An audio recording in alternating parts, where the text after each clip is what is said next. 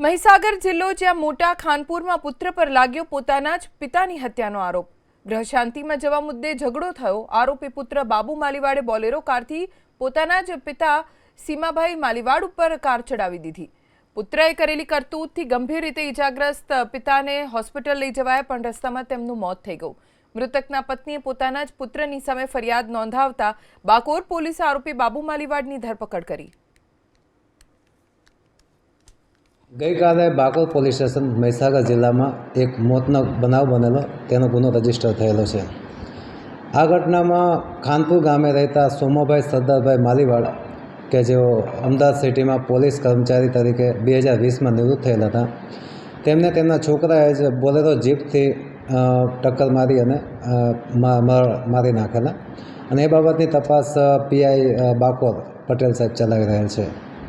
અને આ બાબતે ભારતીય ન્યાય સંહિતા 2023ની કલમ 103(1) મુજબ ગુનો રજીસ્ટર કરી તપાસ ચાલુ છે। આરોપીને પકડી પાડવામાં આવ્યો છે।